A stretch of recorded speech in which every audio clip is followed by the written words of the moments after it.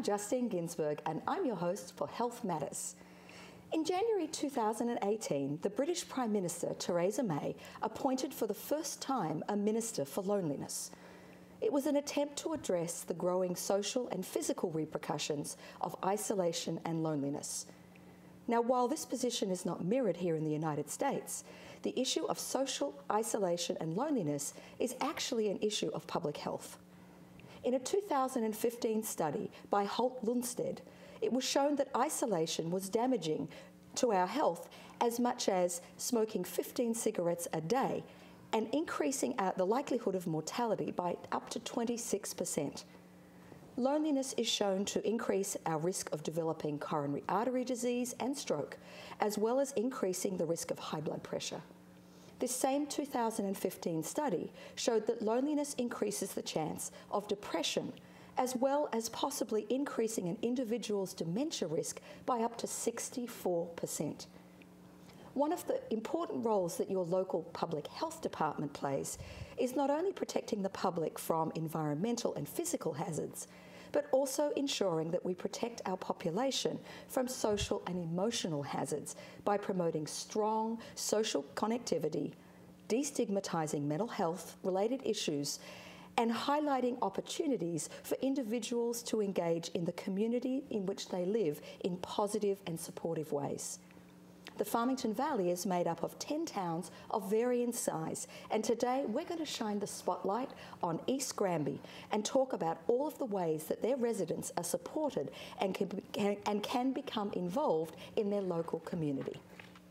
We're joined today by First Selectman Jim Hayden and by Betty Ann Hayden, who is from the Historical Society in East Granby. Welcome, Jim and Betty Ann. Thank you. Thank you, Justine. So, Jim, let's start with you. As First Selectman, we must always defer to you. Let's start by talking about East Granby and a little about its population size and the general makeup of the community. We're a very small town of 5,200 residents. We are 13 miles north of Hartford. Okay. So we've got the ability to have city amenities if we wanted to get in the car and drive for 20 minutes or 15 minutes. But we are right next to the airport. Part of the airport actually is in East Granby. So you've got the feel of the highways and the airport, and then you go on some of our roads and we've got a very rural flavor because we've got 17 square miles worth of acreage and not a lot of people. So we also are blessed with some wonderful recreational amenities. The Terriffill Gorge, the best side, goes through East Granby. We also have 5.5 miles worth of greenway, the Farmington Valley Greenway that goes through. We have the Metacomet Trail goes through East Granby. So there's some wonderful amenities that we have for recreation. Salmon Brook, it's one of the best trout fishing areas, along with the Farmington River in northern New England. So there's some really good things that are around. We are a very small town, as I mentioned, but we have a nice community feel, and that's some of the things that we'll probably talk about later on. Absolutely. And look, in full self-disclosure, I am actually an East Granby resident, as many of you probably already know, and being the owner of 3 labs and having a husband that seems to spend as much of his life as he can on one of those beautiful hiking trails with said 3 labs, I can certainly testify to the outdoor recreational facilities in East Granby. But you mentioned a significant amount of rural space. It's also the home of the 103rd Airlift Wing. So how does this affect the population of our town? Well, during drill weekends, it means we have 1,000 more people than we do normally. East Granby is a unique community. We have a situation where we have the Air National Guard. We have a great manufacturing community around the airport, And then we have some of the other amenities with a little bit of a rural flavor. Are we a bedroom community of Hartford? Yeah, we're 13 miles away, of course we are. But we have a lot of rural flavor. But when you get the Air National Guard in the presence of the airport, it takes on a unique flavor of its own. And then there's certain, we're very proud and supportive of the Air National Guard base in East Granby. And they are great, wonderful partners, as you would expect. We have a great relationship with the Air National Guard Fire Department, and they help us and respond. So they're great members of the community, and they certainly assist us in the years with communication, along with actual physical presence and responding to calls. We also you go in during lunchtime on a weekend, you see a lot of cami outfits, and that's all great. And they support our community. So we've got some great businesses that are appreciative of the air base, and we see a influx of folks, but during drill weekends. But you know what? There's over 200 people that are there every day. Absolutely. So it's a great partnership, and we are really happy that we're part of the community that calls the Air National Guard home, but also all the different things that we do together and what they do for us. And we're actually going to touch on that in just a moment, because there's a very special initiative that you in particular have been very strongly supportive of that helps to wrap our arms around those active men and women who serve our country. But before we do that, I just wanted to ask you to give us, we might be a small town, but we're mighty. So what kind of services does East Granby offer to its residents? Well, one of the things that's really important in a small community is volunteers. Yeah. And without volunteers, we don't have the quality of life that we currently enjoy. And whether there are volunteers on committees or commissions, or whether it's service organizations like the Lions Club and the Women's Club, or whether it's, it's Resilience Grows Here, which we're very proud to be one of the founding communities of Resilience Grows Here. So there's an awful lot of pieces that make the puzzle, and the puzzle starts with volunteers, because we could not provide, as a town, as a small community, we could not provide some of the things that we were able to provide because our folks get together and help us through all the different organizations, but also by participating. So whilst we mentioned Resilience Grows Here, and again, the folks at home that regularly watch Health Matters knows that Resilience Grows Here is the men's veterans mental health initiative of the Farmington Valley Health District that's been proudly sponsored by the Movember Foundation and the Prevention Institute. Nearly 5 years ago, myself and the director of Farmington Valley Health District, Jennifer Katanis, went and had a meeting with Jim Hayden and floated the kind of a crazy idea of launching a men's mental health initiative focusing on veterans in East Granby. And Jim, I don't think there was a segue between us finishing and you saying, absolutely, how do I help? Why is this and what's our next step? What's our next step? Which is one of the most wonderful synergies that we have with East Granby. Why is this program so important to you, and why is destigmatizing mental health such an important priority for you as First Selectman? Well, actually, when we were talking about Resilience Grows Here, I pictured it as strictly a veteran, which is wonderful. And we've got 350 veterans in East Granby, and thought it was wonderful. And also the fact that we have the Air National Guard right there. I mean, certainly you want to be responsive to the needs of the community, and that includes the 103rd. And so as we have evolved, mental health wellness is not strictly something that we should be looking at for veterans. Mental health wellness is, we should be looking at whatever vulnerable parts of the community that we have. And that could be, a young man age 7 to 17 that is struggling through school and things like that. So it's not, if you had a broken arm, what do? You go to the doctor and you have the arm set. if you have issues that you need to be dealing with, and it's mental health, which you can't see, and you can't say, oh, let me put the cast on, but you still need to make sure that the environment is provided so that that person can get the services that they need and help themselves. And you know, Jim, you've created a community where that is possible and it's supported. You know, one of the interesting statistics about mental health and about accessing services is the delay time between somebody accessing health services for a broken arm is about as long as it takes you to get from wherever you broke it to the hospital. The delay time from the onset of symptoms of a mental health issue is 10 years. So the mere fact that we have a population that is either too frightened or too embarrassed to come forward at the first inkling of something not being right, and that they have to suffer for 10 years before they access services, I think that alone is such a wonderful reason why you, as the first selectman, has stood up and said, not in our town. You know, certainly not in our town. Let's do what we can to provide the services. But your analogy is one that just takes my breath away when you're talking about, you know, the time to drive to the emergency room to take care of the cast on the broken arm, and then 10 years. So you know what happens when to the arm, if you don't put a cast on, you don't get it set properly and it doesn't heal properly.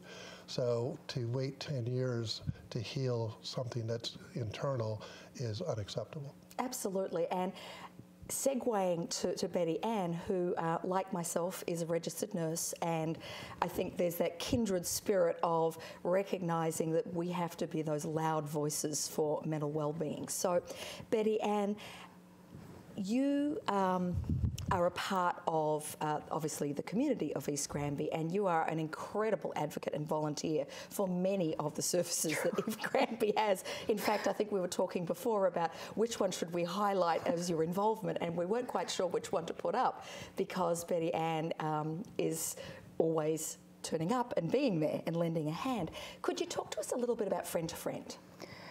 Certainly. Friend to Friend is an all-volunteer organization that was started over 25 years ago. Wow. I am not an official member of Friend to Friend, but certainly I'm supportive of all that they do. They run a food pantry out of the East Granby Congregational Church, and the participants of the pantry are registered through our social service director, Elise Kosker. Okay. And once they're registered, they can come and have a weekly pickup of food to supplement their needs based on the fact that perhaps they've lost income or don't have income. So we look for donations for food on an ongoing basis. Sure. And they also run the thrift store in town, which is a Friend to Friend thrift store. And they will be opening in April, I believe, April 2nd. Awesome. They're open 3 days a week, Tuesdays 10 to 2, Thursdays 2 to 6, and Saturday from 10 to 2. And they accept donations at the shop, and they certainly encourage people to come and shop. So there's always a changing assortment of wonderful things to buy and support the Friend to Friend food pantry. And all the proceeds of the thrift store go to supporting the food pantry in Yes. East Granby. And you know, as a registered nurse like myself, I know that you in your career has seen people that struggle with unemployment, or they Right. you know, struggle with family breakups, and often people are so hesitant to reach out and ask for help. And something as simple as a food pantry might seem as though, you know, I don't need that, I shouldn't be asking for help. But the relief that can provide a family for short term Right. or long term is huge. It certainly is. Again, if you are hungry and going to bed hungry, you're not going to be able to cope with whatever the stress is in your life. The food pantry is supplemental, and it's there, as you said, just perhaps for short term. Get people back on their feet. Maybe they'll get reemployed. It's there, and we want to have people who need it access access the food pantry. And look, I think one of the reasons that we wanted to start with Friend to Friend is it was actually through Friend to Friend that a very important program was born. So Mary Ellen Brown, who I believe is the president of Friend to Friend, is also a member of the Resilience Grows Here steering committee and has been a part of our annual Veterans Dinners that we host in East Granby, which are amazing opportunities for our veterans to congregate and share a meal that's completely donated for free by business owners in East Granby and Granby, and the feel that's in that room each year is electric. So Mary Ellen Brown went, I believe, to the committee of Friend to Friend and said, look, we need to provide this for our town. We need to hold an opportunity for our town residents to get together and share a meal, to break bread and to reconnect, to create those connections. So I believe she began by gathering a few resources within town, so some volunteer agencies, and jump in and correct me if I'm wrong. I know that Alicia Newton from Nourish My Soul is really the lead in terms of the culinary delights. Yes, definitely. The chef. Yeah. The chef. Yes. And her band of incredible young men and women who volunteer and work with her organisation in the culinary arts. And the East Granby Women's Club, yes, Resilience Grows Here, East Granby Veterans, Lions. Historical Society, Girl Scouts, Boy Scouts. And the Youth Action Council. Yeah, the High School and Middle School Youth Action Council. So all of these volunteer organisations banded together under Mary Ellen Brown's stewardship and began to work together to plan community meals.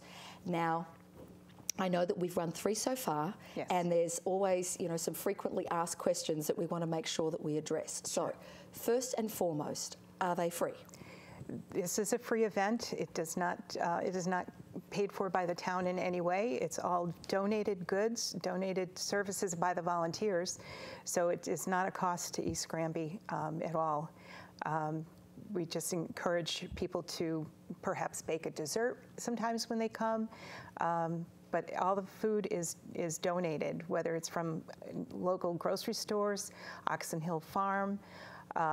We have a lot of different vendors depending on the dinner or the meal that we're putting out. Sometimes it's a dinner, sometimes it's brunch. So everything is donated. It is free, and it's free to the people that come. That's the other thing. No town funds are used, and we welcome all to come. They do not have to be members of the particular groups you just mentioned. I think one of the things that happened in 2011 was that we had a power outage for 8 days. And at that time, I worked with Mary Ellen and a large array of volunteers to keep our community center open 24/7. We had also another nurse that worked nights and kind of covered the people that were sleeping over. I think we had like 38 residents. Yes, we did. For eight days. And then during the day, other people came, and we served 3 meals a day and always had hot coffee. It was a charging station. But the greatest thing about that is that people were taken, escorted, I should say, out of their homes because they would have been alone, and brought to the community center. And all of a sudden, neighbors who hadn't seen neighbors in years were like, oh, it's so good to see you. And they just kind of banded together, and you could see that isolation that they had just drift away. And at the end of 8 days, they really didn't want to go home.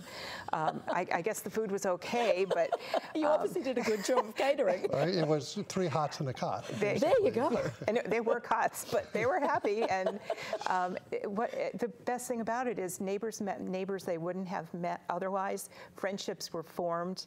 And it was just incredible. And I think that's what kind of was in the back of Mary Ellen's mind and a lot of other people, that is what our community needs. It doesn't have to be a disaster. We should just do it because it's the good thing to do to build community and help people. And so absolutely. There we are. And what a beautiful way to describe what community cuisine actually is. So I have a few more questions for you because you know I'm always going to have questions. What are the menus? I believe there's a little bit of a twist that happens here. The menus vary every time because of what is donated. We're never really sure till the last week or so what we're going to make. But Alicia is very good about making gluten-free options. She's cognizant of allergies, and so things are properly designated as to what is in them. So there's a lot of options. One of the dinners we had 8 different main courses.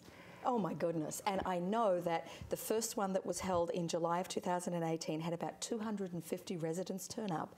And as Betty Ann said, there were neighbours meeting neighbours who lived on the same street that really didn't see each other day to day, that suddenly were, oh my goodness, I haven't seen you in like 5 years, but we live 8 houses away. And there was this beautiful reconnection of people that lived in East Granby and some sharing of resources as well, which was incredibly exciting. And I know we think about social isolation for older people, but really when you think about the younger people using social media so much and not really having face-to-face contact, this is really important, because it's intergenerational, and that is really important for a community. Absolutely, and a lot of our young youth services, members of our youth services volunteer, so you get, as you say, that beautiful intergenerational mix. I know that the director of the Senior Centre works very hard to make sure that transportation picks up members of the community that might struggle for transportation to get to and from the community meal, so that's available. And if you are interested as a resident of East Granby in participating in the community cuisine, we're going to give you direction at the end of the program on where to find that information.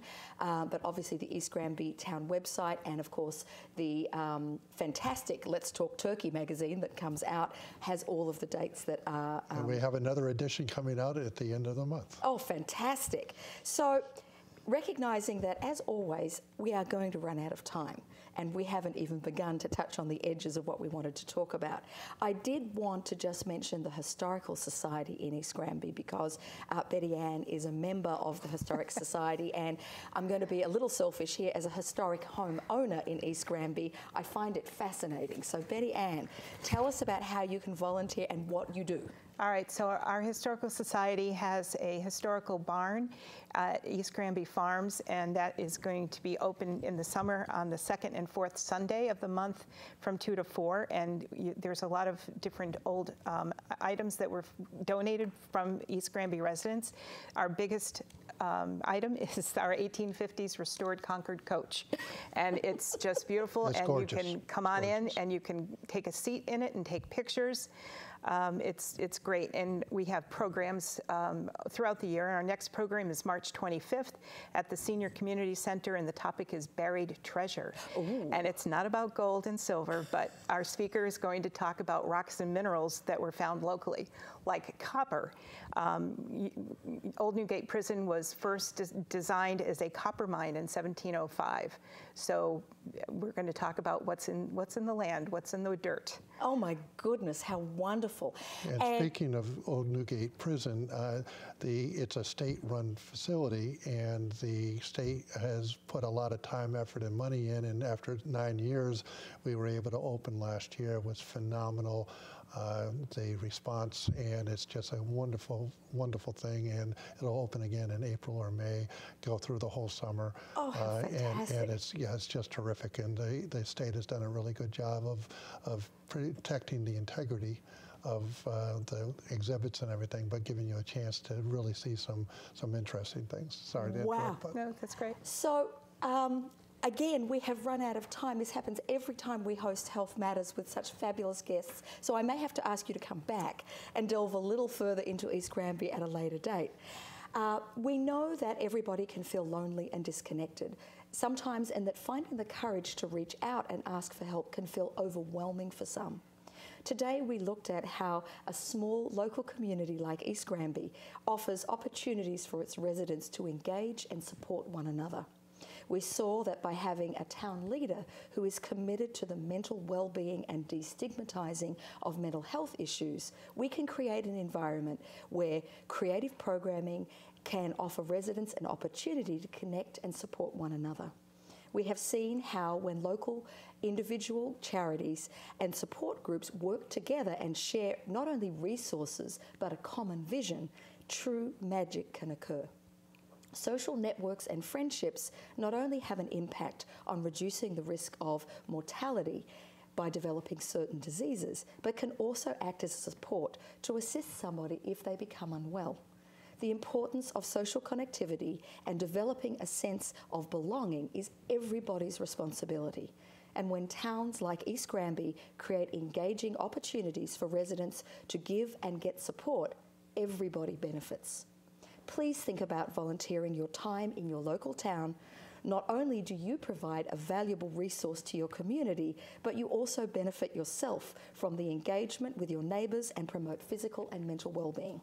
To find out more about community cuisine, the dates in the East Granby town, please look at either the next issue of Let's Talk Turkey or on the East Granby website, which is www.eastgranbyct.org, or the Farmington Valley website, www.fvhd.org, or of course, the Resilience Grows Here website, www.resiliencegrowshere.org.